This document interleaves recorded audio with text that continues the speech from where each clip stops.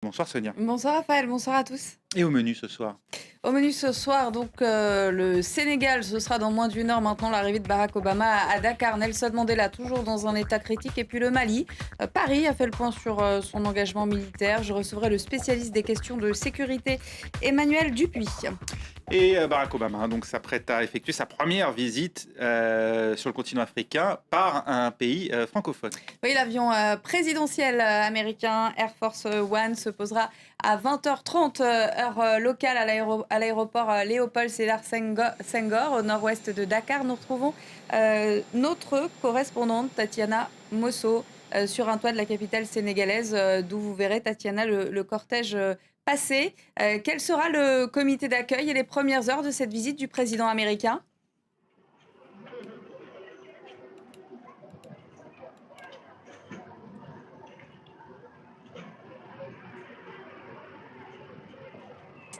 Quelles seront les premières heures donc, de la visite du président américain et qui l'attendra sur place ? Allô? Allô? Visiblement, on a un Petit problème petit de problème liaison, de ouais. liaison avec Dakar. Tatiana, vous nous entendez plus, c'est ça ? Ça y est, je vous ai récupéré.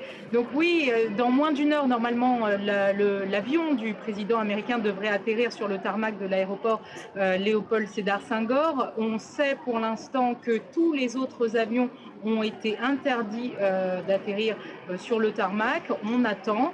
Le comité d'accueil devrait être restreint puisque les Américains avaient souhaité un accueil plutôt sobre et pas tellement de foule. C'est pour ça qu'il arrive le soir. Pour l'instant, je peux vous dire que toutes les routes qui mènent entre l'aéroport et le centre-ville où se trouve le palais présidentiel et les hôtels où est susceptible de dormir Barack Obama, puisqu'on ne sait toujours pas où est-ce qu'il logera cette nuit, sont bloqués. Tous les axes routiers sont bloqués pour des raisons de sécurité.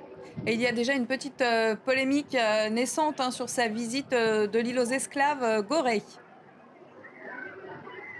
Effectivement, le président Obama a souhaité effectuer une visite privée en famille avec son épouse et ses deux filles à Gorée. Il devrait visiter donc la maison des esclaves dans laquelle s'étaient déjà rendus ses prédécesseurs George Bush ainsi que Bill Clinton dans les années précédentes.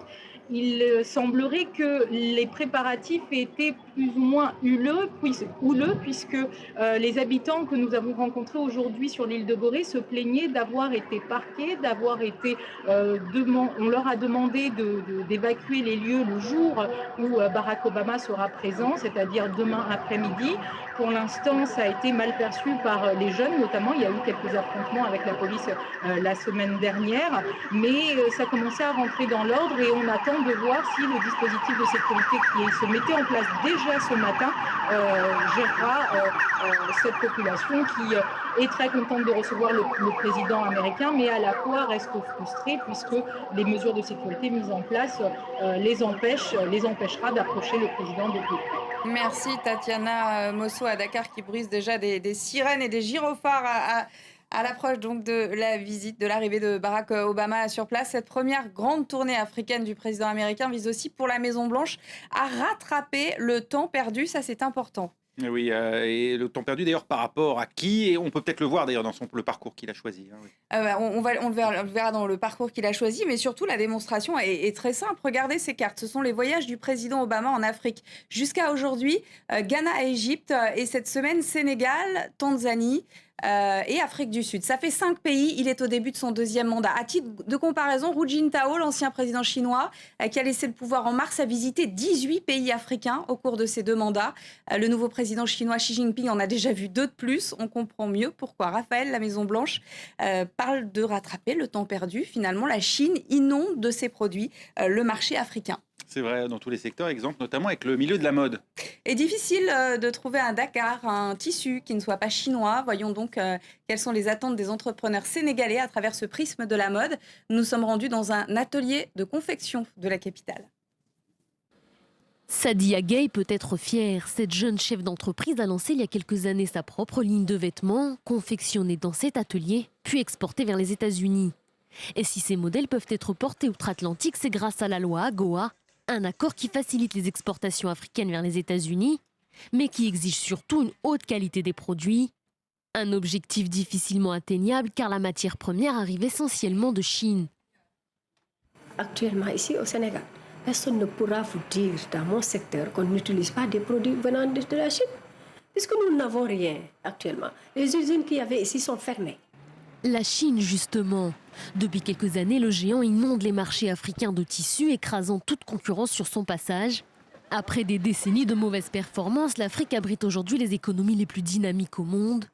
Le continent a décollé et espère bien attirer davantage d'investisseurs américains. Ce qui serait bien, c'est dans le cadre des joint ventures, qu'il y ait des entreprises, dans le cadre de l'investissement, des entreprises américaines qui puissent investir dans la production du textile au Sénégal, et que nous, dans le cadre maintenant carrément de la confection avec les stylistes, les couturiers sénégalais, que cela puisse bénéficier des tissus de qualité pour pouvoir exporter dans le cadre de l'initiative AGOA. Pékin, avide de matières premières, considère l'Afrique comme un marché important et les produits chinois envahissent le continent. Mais depuis peu, la donne a changé. L'Afrique et notamment les entrepreneurs sénégalais veulent désormais exister et se lancent à la conquête du marché américain. Alors Barack Obama restera au Sénégal jusqu'au 28, jusqu'à vendredi, Sonia, avant de se rendre ensuite en Afrique du Sud, où on le sait, Nelson Mandela est toujours entre la vie et la mort.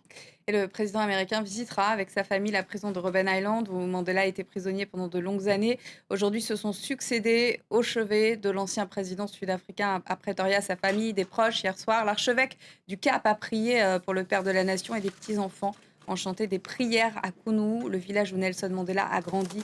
Toute une nation veille son héros. La situation au Mali à présent, et on attendait, pour ceux qui attendaient en tout cas beaucoup de la conférence de presse conjointe de Laurent Fabius et Jean-Yves Le Drian au Quai d'Orsay ce soir, finalement il n'est pas ressorti de grande annonce. Pas de grandes annonces, mais tout de même des choses à mentionner, des déclarations à mentionner. Les deux ministres français se sont dit tout d'abord satisfaits de la sécurité au Nord Mali, mais ils redoutent toujours des attentats au Sahel. Ils ont expliqué que 3200 soldats français sont déployés autour de Gao. Le passage de relais avec les casques bleus devrait leur permettre de descendre à 1000 d'ici la fin de l'année. Ils ont donné aussi plus de détails sur l'état-major de la force de l'ONU qui comptera de nombreux cadres français, en fait 150 cadres français.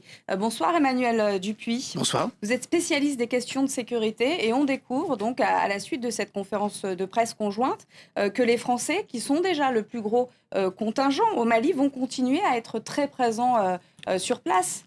Alors ils sont d'autant plus présents que, comme vous l'avez très bien indiqué, le redéploiement va se faire de manière très progressive, puisque l'annonce qui a été une des rares annonces qui peut sortir de cette conférence de presse est de constater que les forces françaises qui devaient être réduites à 1000 d'ici juillet resteront un petit peu plus longtemps, car la force des Nations Unies qui se met en place va avoir 3 ou 4 mois avant d'être totalement déployée, puisqu'elle commencera sa mission d'une année à partir du 1er janvier.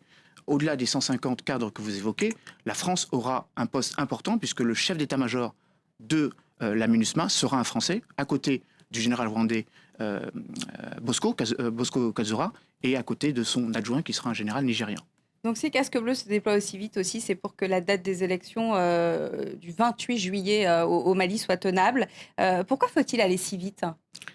Il faut aller si vite parce que la communauté internationale s'est engagée à ce que ces élections se déroulent dans des conditions pleinement transparentes et démocratiques. Il faut aussi avoir à l'esprit que les candidats maliens battent le terrain électoral depuis déjà quelques mois et qu'ils maintenant se déploient aussi dans le nord du Mali. Et il faut aussi avoir à l'esprit que c'est moins un déploiement de forces des Nations Unies que la prise en compte des 6248 forces africaines, ouest-africaines qui sont déjà sur place. Comme vous l'avez dit, et ça reste encore à définir, une partie des forces françaises pourrait être déployée en appui au cas où il y ait besoin d'opérations un petit peu plus dures. Et bien évidemment, de nouveaux pays vont arriver. Le Canada, la Géorgie, la Roumanie et le Burundi ont dit qu'elles allaient déployer des troupes. Et on vous montrera les images de l'arrivée de ces soldats dans nos journaux de l'Afrique. Merci Emmanuel Dupuis. Merci. Tout autre sujet, à présent Sonia, il a 53 ans jour pour jour, l'île de Madagascar gagnait son indépendance sur la France. Un anniversaire assombri par de possibles sanctions du groupe de contact chargé de Lille. Elle viserait les 3 candidats contestés à la présidentielle et puis aussi par les sièges laissés vacants à la parade par les partenaires habituels de Madagascar, la France, l'Europe, les États-Unis. Lille semble s'enfoncer chaque jour un peu plus dans l'impasse politique. Les explications de Bilal Tarabey et Gaël Borgia. Andrade devait démissionner le 24 mai dernier, car il est candidat à sa propre succession. Pourtant, il est toujours là, à la fois candidat et président de la transition. Face à cet entêtement, la communauté internationale a boycotté les cérémonies de la fête nationale. Les sièges réservés aux diplomates sont vides. Andrade est de plus en plus affaibli et contesté.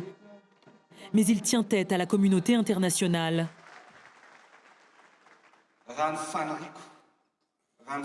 Mon souhait, c'est que Madagascar soit vraiment indépendant à propos des décisions concernant son avenir. Notre pays n'a pas à subir de pression et n'a pas à recevoir d'ordre sur ce qu'il doit faire.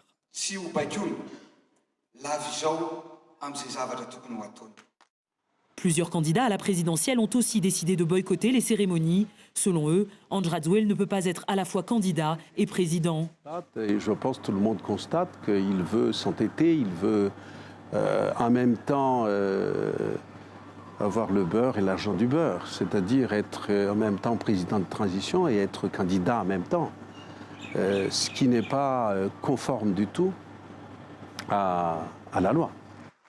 Les élections normalement prévues le 24 juillet devraient être reportées. Pour l'heure, aucune date n'a encore été arrêtée.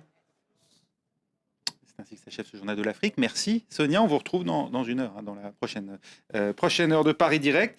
Et puis je vous invite également à réagir, à nous faire partager vos sentiments, vos avis, également vos émotions sur les réseaux sociaux. C'est le hashtag JTAfrique. Merci encore Sonia.